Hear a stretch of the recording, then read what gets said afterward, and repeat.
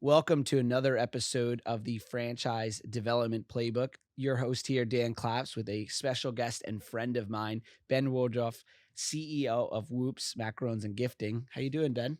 Good, man. What's up? Hopefully I said that properly. I know there's different ways to say macaroon. It's all good. The technical pronunciation is macaron, but macaroon is very well accepted in the States for sure. So where did it start?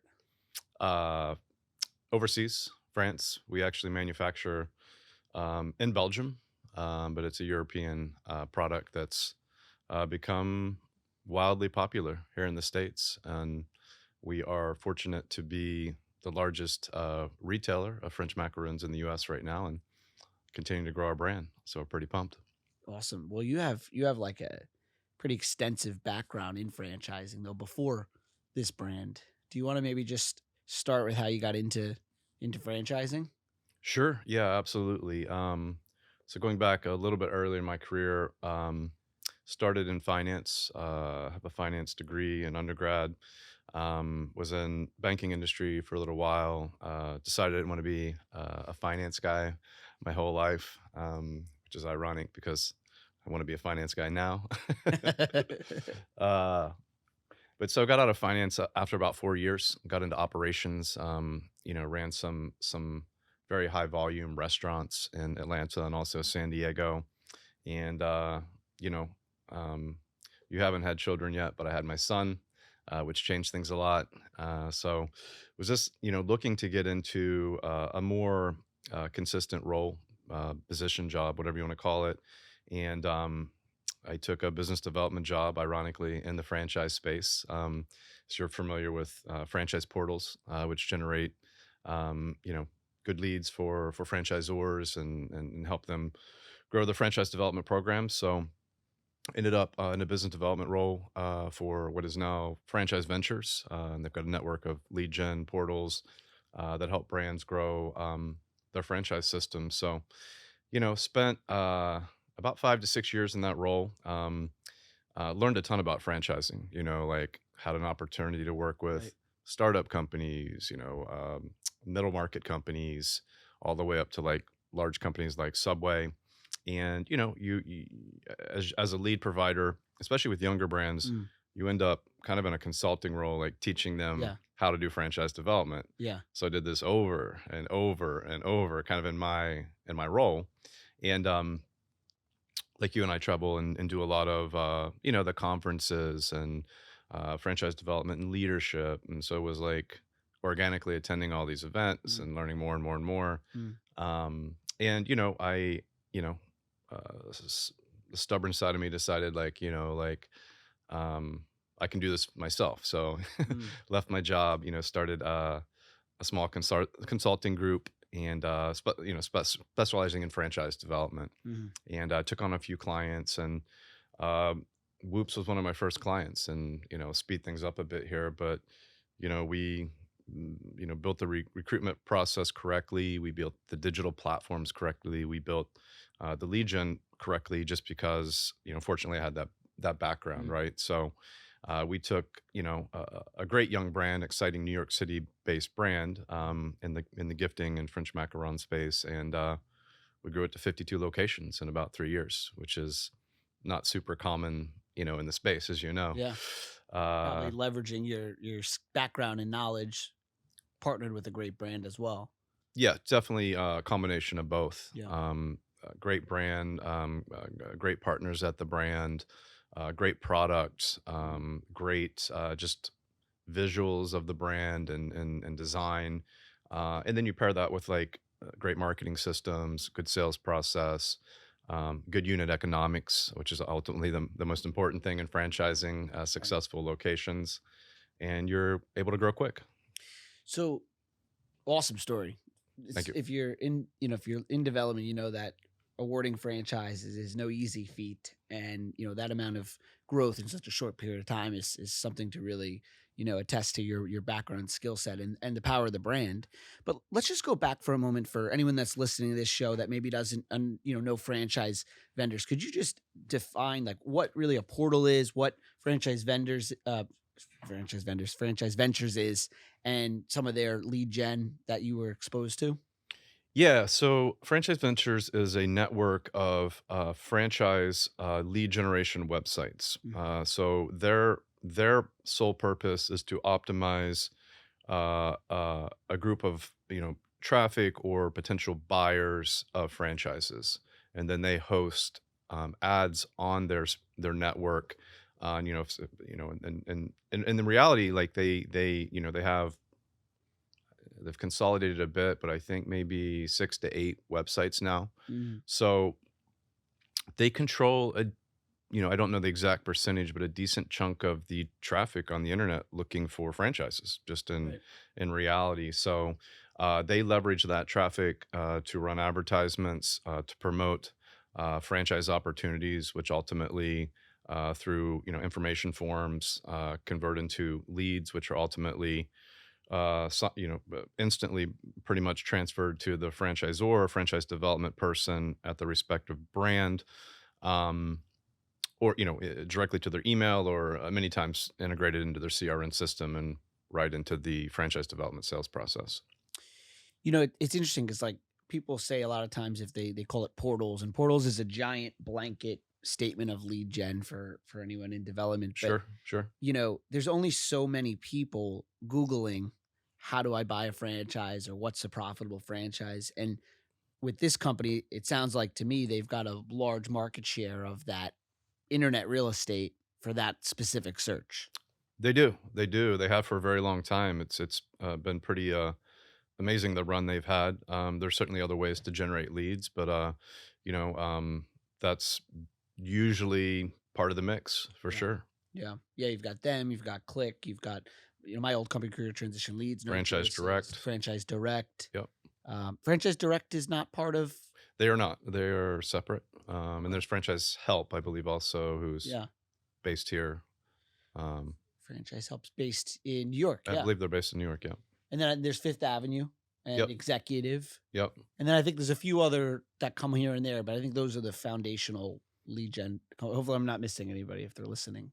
That's most of them. I'm sure we're missing one or two, Yeah. but Yeah. Those are the ones you see at all the shows. yeah. Yeah. So it's interesting. We have similar backgrounds. Like Yeah. if you're watching this show, Ben and I are here in New York City. We've kind of hit it off being, some of the only New York City franchise professionals. But what I see in our conversations has always been is Ben has kind of gone down a path that I'm embarking on, really starting. And Sure. so because you were in lead gen, just to summarize, you're in lead gen, you learned a lot, you end up going on your own, start doing your own consultancy work in lead gen and Right. development. And then back then, Whoops is a client of yours before now running the company. Or Correct. co-running Yeah. the company. Yeah. Okay. Very interesting. So at one point, where do you decide that it's time to leave the consultancy and just jump in with Whoops? Oh man, that's a great question. I'm trying to think the exact year, but it was so we started our partnership in 15. Mm, Um, and 15 was predominantly getting the legal work, the FDD work, the disclosure filings, and everything set and ready to legally be able to award franchise licenses. So that was a big chunk of 15. Also, kind of simultaneously in 15, I was building website. I was building lead gen systems. mhm, I was building franchise sales process, mhm. and also learning a little bit because conceptually I knew how to do all that, but I never executed it. So very similar to like where you're at right now, like trying to quickly learn all this stuff and be prepared and get it all going. So we yeah, so 15 was mostly that. We awarded our first franchise license in 16. Lead gen kind of kicked off early 16. Okay. Leads started coming in, sales process, etc. Awarded our first franchise license around the end of Q1, Q2, 16. Mm, Um, and then, we started growing pretty quickly. I believe it was 17. I also became a Whoops franchisee okay. because I was still in a consulting role. Mhm. It wasn't fully integrated, into the the team or the partnership Sure. group. Sure. Still kind of on, I mean, working them with them on a daily, weekly basis, of course, but not technically part of the team at that point. So I went on to become a multi-unit franchisee. I ended up opening 3 locations in about a year time. And 3 in 1 year Yep, just around 1 year. Yep. in this area or In Atlanta area. So I sure, was I right, before you was moved here, I was right. living in Atlanta at the time.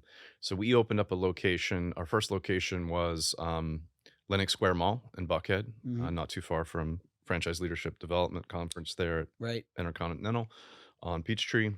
Second location was in Buford, Georgia, which is about 45 minutes north up Mhm. I-85 at Mall of Georgia. Mm. And then, which I don't necessarily recommend opening franchises this fast and this far apart. Yeah. So this is just like some, franchisee knowledge we'll bump on here in the development podcast. Open another location further up 85 in Greenville, South Carolina, Mm. Haywood Mall. So was, owning, operating those locations, and then, still handling the development stuff on the corporate level, Yeah. and we were, was also on the ops team too. So we were opening, like we were flying to open locations as well. So At this point, you're 7 days a week, opening yeah, yeah, locations, yeah. It selling was locations, 7 days a running week. your own locations. Yeah, it was 7 days a week. It was very taxing, to be honest with you. Well, it's interesting. Like something I've learned about you is, you are a true entrepreneur in my eyes, and I see you still to some degree on that 7 day.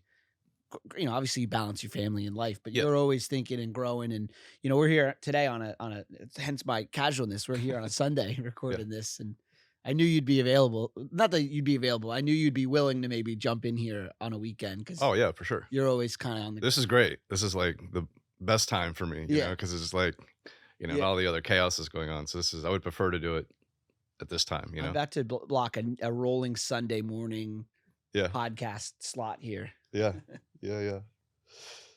No, yeah, for sure. So, just getting back, so things were getting a little crazy, to be honest with you, because we were like, we'd sell a location, and we'd like literally, man, like we were doing franchise development calls like in hallways of malls, like while we were opening locations. Headset in while you're 100%. Like wow. like walk out, take a call, walk through like the hallways of the inside of the mall, Yeah. do a dev call for 45 minutes, Yeah. come back in, finishing, setting up the kiosk and helping train the franchisee. And so it was a pretty wild, I mean, 50 locations in 3 years with all this going on was pretty wild 3 years. I mean, it was fun. It was exciting, but it was wild. It's funny, like as you're saying it, like if you're listening and not watching the show, like what I see is you just lighting up about that time, like that, like the war room you were in, kinda Yeah. just making it happen. Yeah. Yeah. We were making it happen. Total bootstrapping. I mean, just total bootstrapping. Um, So as things so I guess we're getting into like like 18. I don't know exactly what quarter, but um uh, it was getting a little intense, right? Trying to manage the locations, Yeah. try and grow this brand. And so I met with the partners. I just said, listen, I'm interested in being here in a broader capacity, in a more long-term capacity. Decided to transact on my locations and sell the ones I had on the franchisee side of the fence, just to get some of that off my plate. So I was able to successfully get out of those, and sell to a franchisee that we brought in, which Okay. is great. Um, and then I said, I want to be here, but I don't want to work for you guys. you know and so we worked together to create an operating agreement. Mhm. I invested money also in the brand as well. Simultaneously, I believed in what we were doing and in the future.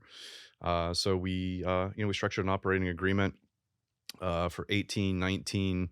Was mostly VP of development and operations for the Mhm. brand, and part of the partnership owner group. And 2020 we hit the COVID monster. So before we get into the COVID monster, because this is an amazing story from where at 2020 to now 2023 Yeah. early in.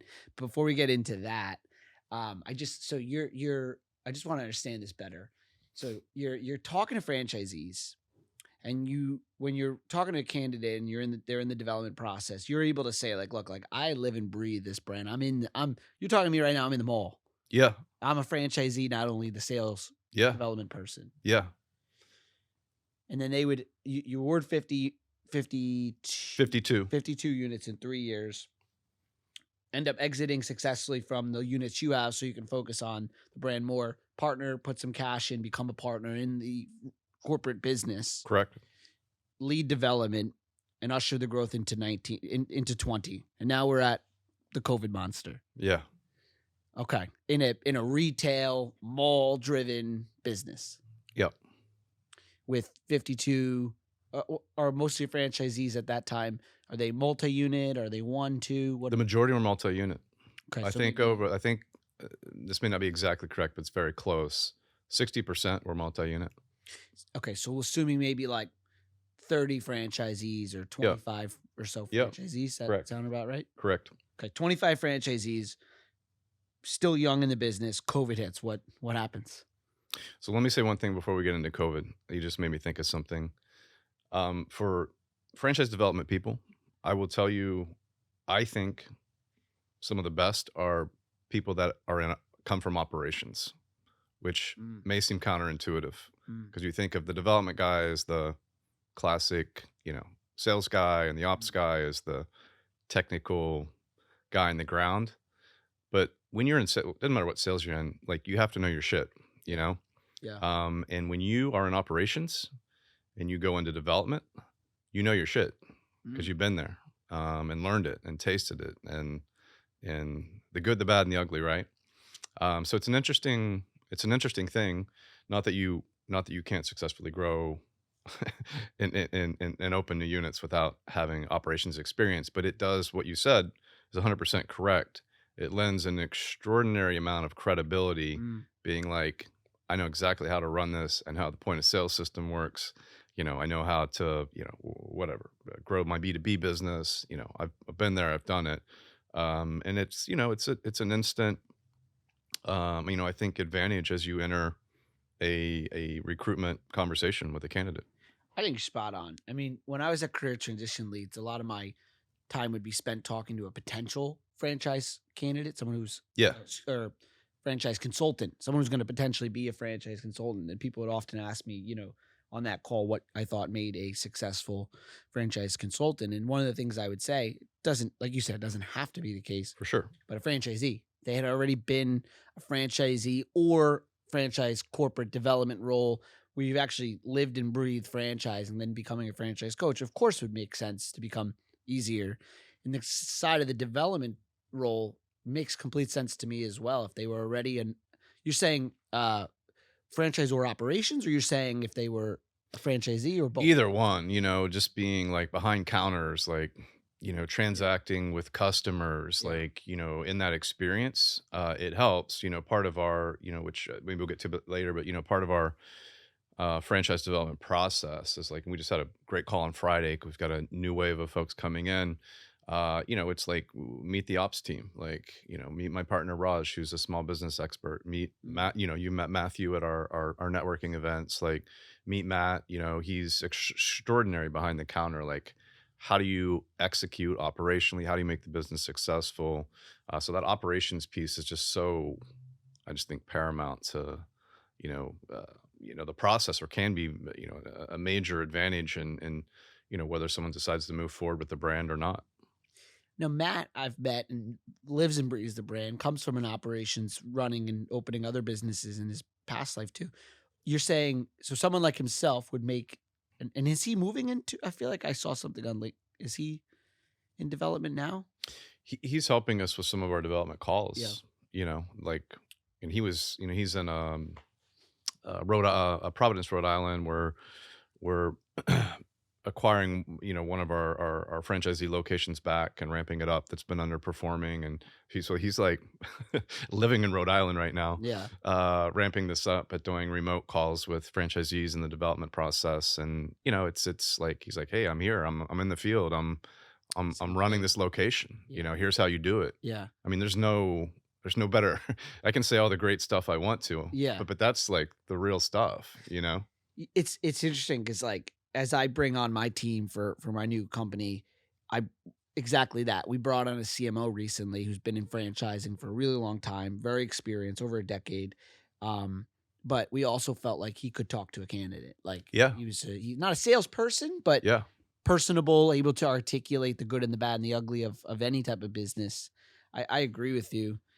We'll see, because it's funny. You joked with me. Ben and I were together recently, with our families, and he had said to me, which I'll always remember because it's so freaking true, that he can't. At the time of recording this, I haven't launched my brand yet, but he said, let's hang out in 6 months when your eyes are dark circles and hair's falling out because because of how hard it is, and I know it is.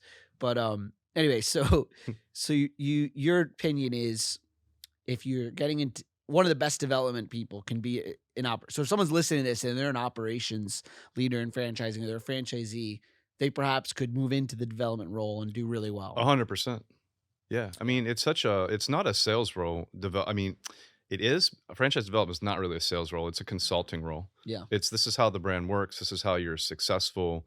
It's mostly inbound lead gen, so it's not really a hunter kind of sales role. You know, Yeah. you and I have Yeah. we both have like that hunter, like Right. Right. go find stuff Yeah. Right. mentality in business, but you don't need that. You need like a process driven consultant that knows their stuff, that knows the brand, that knows how it works.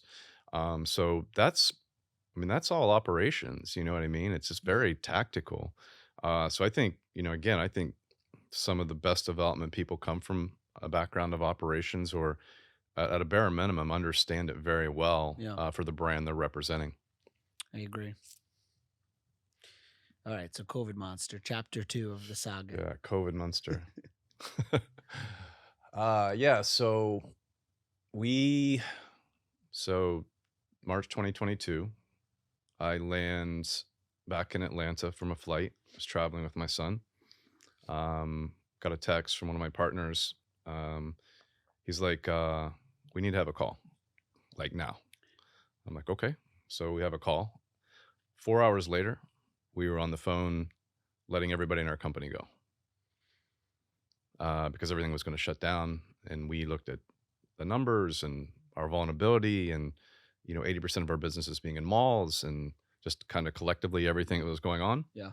And we felt that, well, we knew it was going to be a mess. We didn't at the time. I don't think anybody knew how, at what level, or how bad of a mess it was going to be.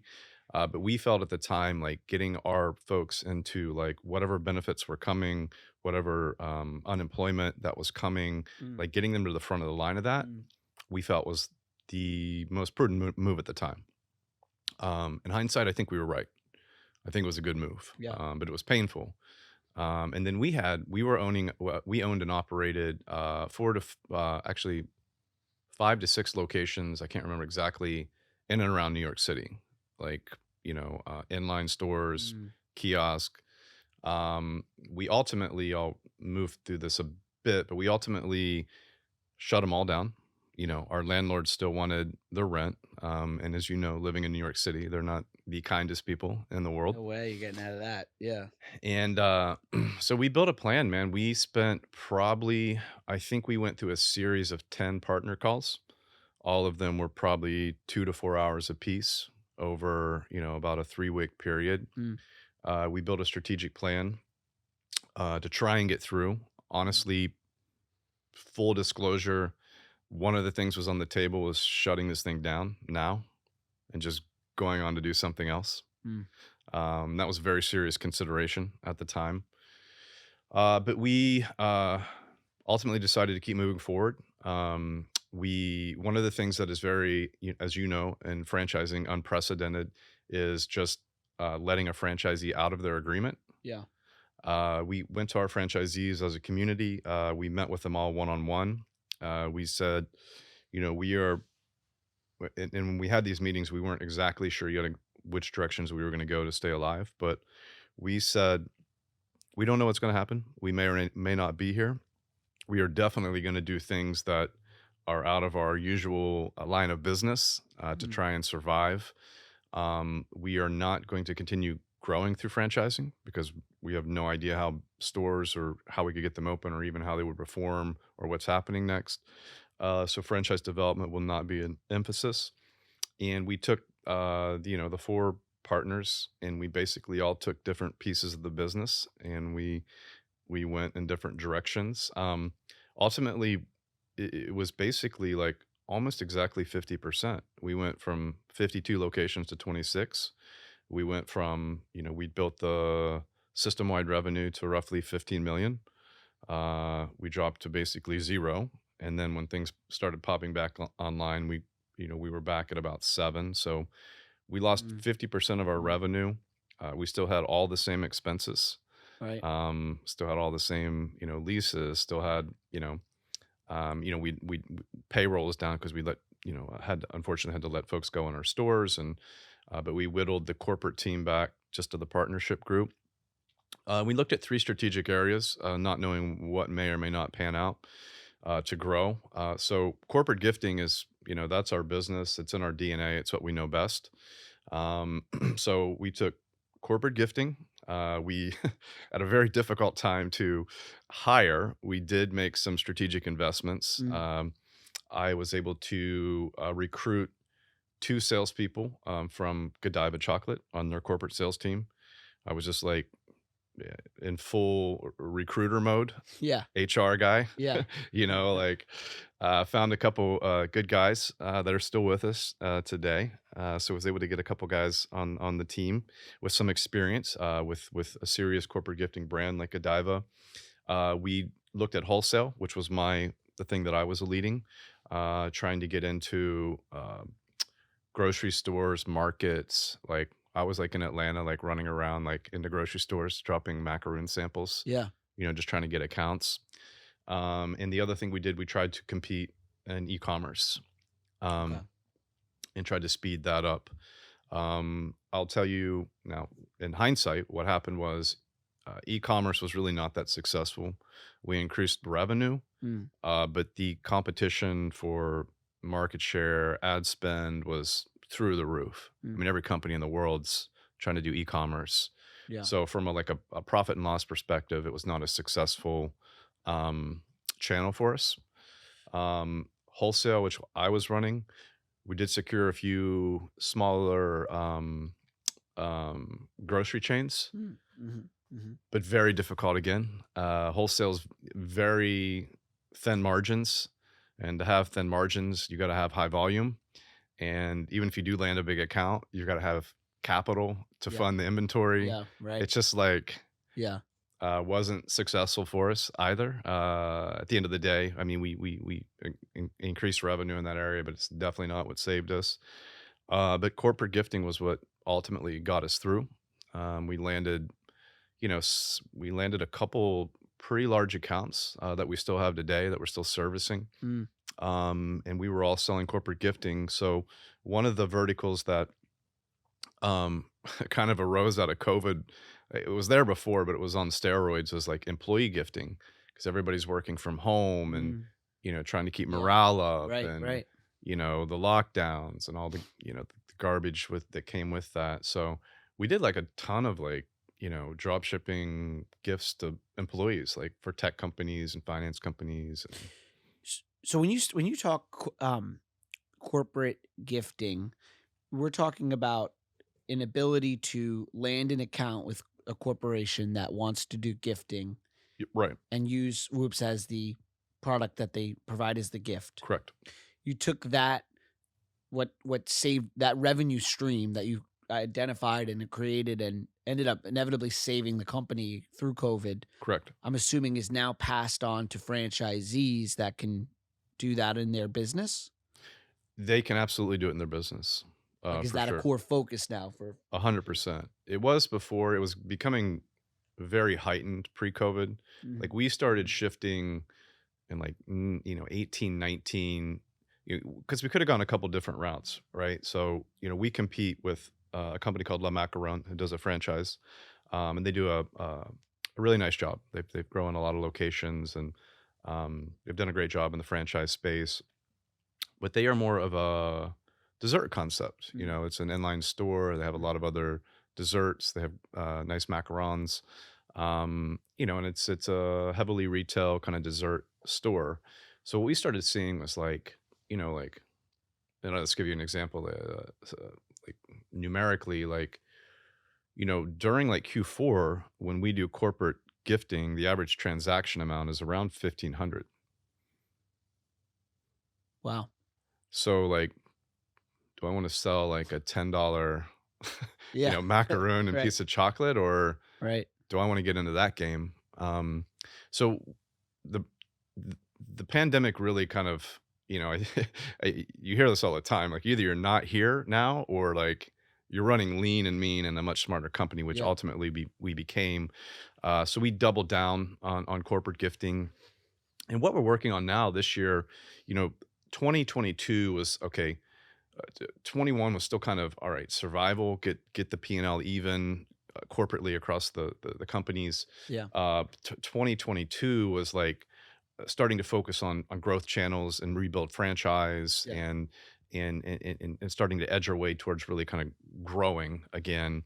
And you know, 2023 is now really like full franchise focus. You know, Mhm. we're working on ways to like a lot of our inbound lead generation, like someone coming to us that wants corporate gifting or Mhm. interested in Mhm. corporate Mhm. gifting.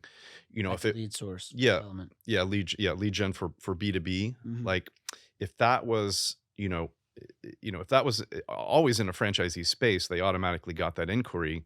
But you know, we only have 26 locations. We have tons of white space. Yeah. So, you know, our corporate team, you know, is fulfilling that, or selling the transaction. So 2023, like we're shifting everything franchise. Like all leads are going to franchisee. All of our sales efforts are focused on franchise development Oh, I and see. opening locations. And everything this year is about accelerating even further unit economics, ensuring the success of our franchisees, and growing the system. So you're taking what inevitably saved your company, the corporate gifting that you built a system around, a Right. playbook around, Yep. that you now are taking that infrastructure and using it as a value proposition to provide to your franchisees, Yep. and the new franchisees that you bring in 2023 and beyond have that national account creation, if you will, Yep. that's getting passed on. Correct.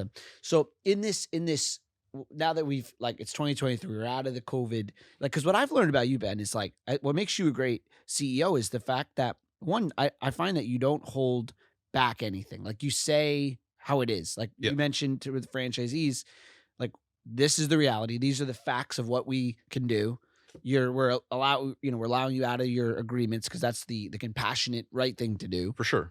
and you knew that like through this you'd be able to move on eventually if you did the right thing, you'd be able to do move on eventually and go forward. So I guess my major question in the development side, if someone's listening to this and they're in a brand, let's say they're a franchise development director and they're in a brand that also was not quote unquote COVID proof, and now they're back up and awarding units. What is your advice to someone on how you handle that question? So I'm a candidate and I say to you, like, I love this business. Obviously things are great again, but what are you going to do if there's another COVID or another pandemic? Yeah. How do you and to the fact that you lost stores, how do you answer that question from a development standpoint?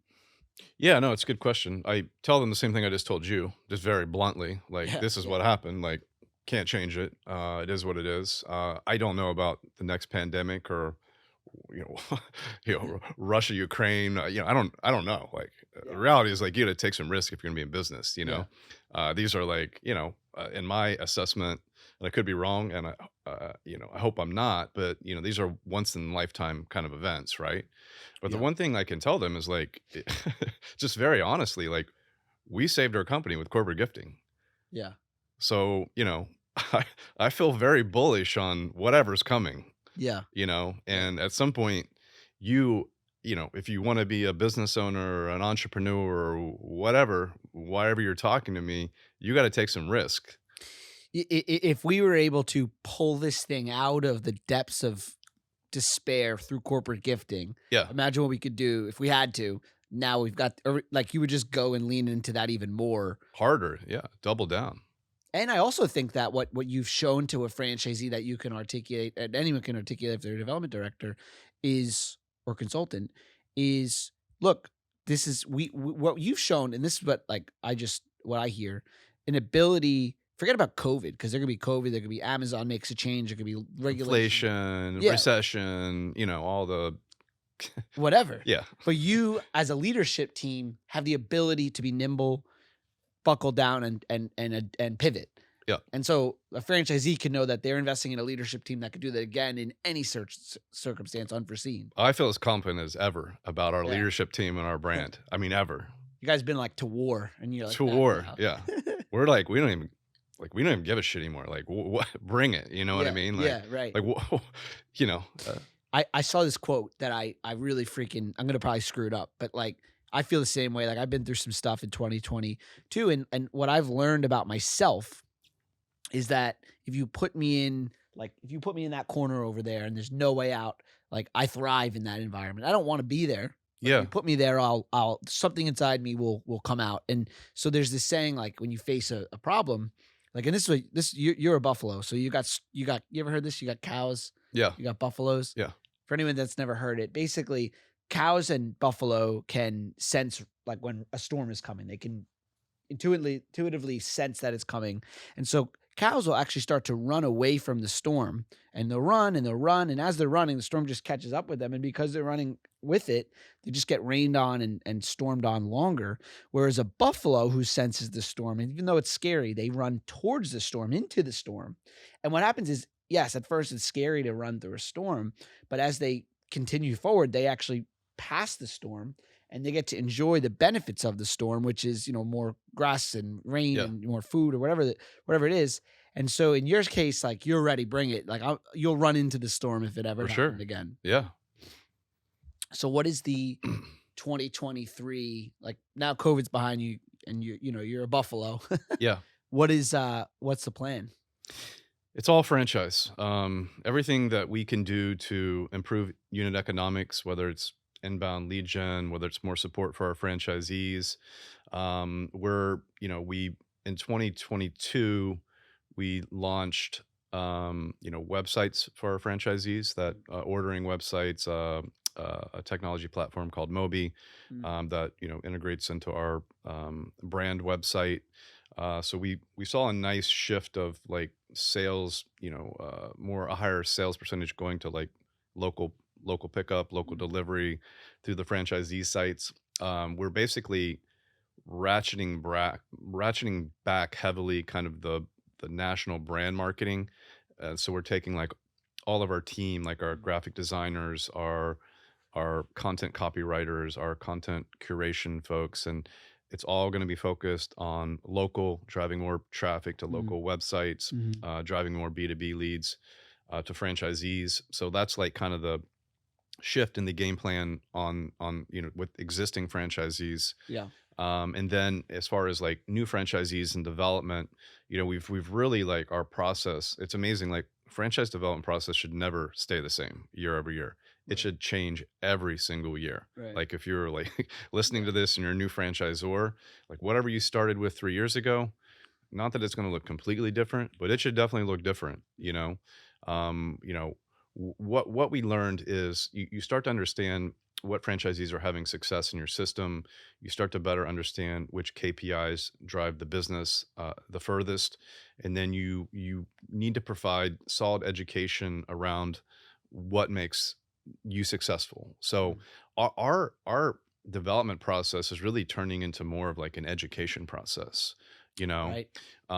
And then one of the things we learned, and I don't think I'm any genius or anything, but I haven't heard a lot of this in franchising. But our business is roughly $100,000 investment. So that just organically, and it's not going to change, it lends itself to a lot of first time business owners. So someone that's never run a business. Mhm, So, you mhm. see all these classic things. There's someone that comes from corporate America. I hate my job. I want to be independent. I want to control my schedule. Right. All of Right. these things you hear over and over again. But Sally from whatever the corporate marketing team that she's worked on for 20 years probably crushes marketing, right? Right. but she probably doesn't know anything about managing a small business P&L, Right. or she's not probably great at human resources, right?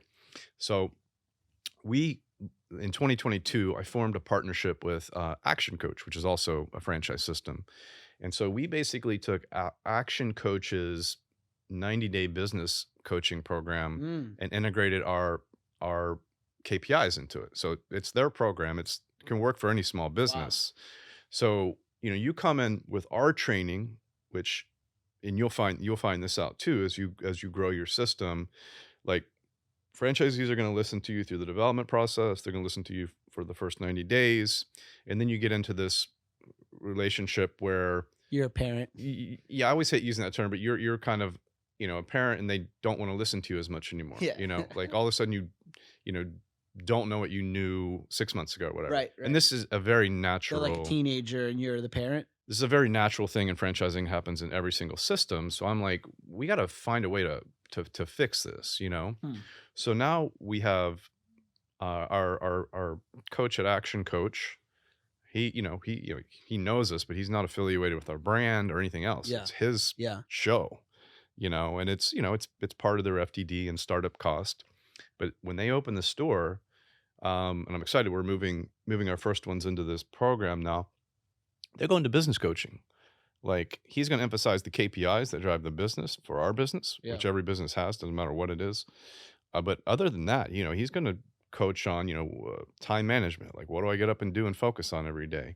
It's a weekly call. Like, have you ever read a P&L before? Do you know how to read a P&L? Do you know what's important about a P&L? Which sections? Yeah. It's I I can whittle that down for you. It's mostly the top line, always, and growing revenue. But he's going to coach them on all this stuff, just basic business principles through those first 90 days. And I don't know for sure how it's going to turn out, but I feel bullish that it's helpful. I think it's a great selling point in the development process for a new business owner, and we'll see how it goes. It's brilliant. So you've outsourced like a business coach. Yep. They're not within the brand, so they have that third perspective, outside perspective. The franchisee is paying for it within the item 7. It's Correct. listed out as a It's a startup cost. Yep. and then they pay for that cost, and then they benefit. Action Coach benefits from another customer. Your Correct. brand benefits from a stronger franchisee Correct. in all areas: accounting, human resources, All those. sales. They're Yeah. going to teach them everything. Yeah. Well, a lot of things. I'm struggling with employees, which is the number one thing, Yeah. like across almost all brands if you're in a retail space. And it's hard. Like, I'll tell you the hardest thing about when I was a franchisee. Not only was it hard, it was one of the hardest things I've ever done in my career. Yeah. Was hiring retail sales associates Mm. and retaining them. Mm. You know what I mean? It's a challenge that we all face. But one of the best things you can do to combat that challenge, which I wasn't doing successfully at the time, or not doing either. So I'm not, I'm throwing myself into the fray here or whatever, but you have to hire every week. Like, you have to spend an hour going through resumes every week. And when you find someone that's good and you have to interview every week, you just hire them. Yeah. But nobody does that. It's the Glengarry Ross, ABC, always be closing, always ABH, always be hiring, Always be hiring. always be recruiting. Yeah. In the retail space, you have to. Yeah. When you play defense, when you play reactive hiring, Yeah. and you just need to fill hours because you have a job, you were semi-absentee, you're still working your corporate job, Right. or like, I've had to do this a million times. Like, you be having dinner with your family and you've got to go to the mall and work the rest of the night. Yeah. That sucks. Yeah. And it's going to happen regardless of how well you do it. But,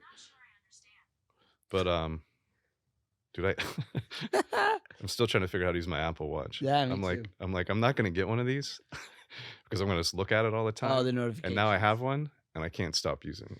You could turn them off if you want, the notifications. I did that at one point. I felt exactly what you saying. I felt like like a cyborg. I just kept checking my Apple Watch every time I got a text. It's a blessing and a curse. What would you say as we wrap up for the show? Like, what would you say for someone in development, consultant development, whatever, franchise sales? What would you say is a biggest Like if you had to say the biggest lesson you've learned or we've talked about here in development, what would you say it is? Focus on the candidate. Um, you know, I think most of the time we focus on trying to get the deal done, or whatever the development goal is, which are all important. Focus on the candidate. Um, Figure out what they need. Figure out what they're looking for. Mhm. You know your shit. Know your brand. Like, getting back to the operations thing again. I can't harp on this enough, but back in 15, when I started at the very beginning, like, at the very beginning of this relationship, I came to New York Yeah. on my own. I spent a month here. I paid for it, came, got an Airbnb, and I just said, I want to work in the stores. Like, put me in the stores. I'll wash dishes, whatever. I'm like a development salesperson, Yeah. Yeah. Yeah. you know. I love that. Just have that mentality, Yeah. like if you're gonna come in and represent a brand and you're gonna sell a brand, Yeah. Yeah. like go spend a week with the franchisor. Yeah. Go work in the kitchen for a week. I'm Just learn. I love that. Yeah, If you're a CEO, do that.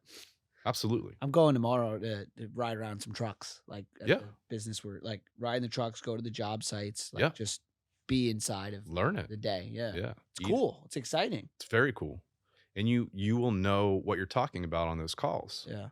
and when you know that, you'll be helping the candidate, Yeah. which is ultimately what will help you sell franchises.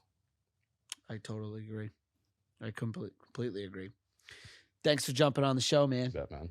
Ben Woodruff, CEO, co-CEO of Woops, Macaroon. Thank you for tuning in. We will have another episode soon, and thanks again. Bye, guys. Let me just do the intro real quick.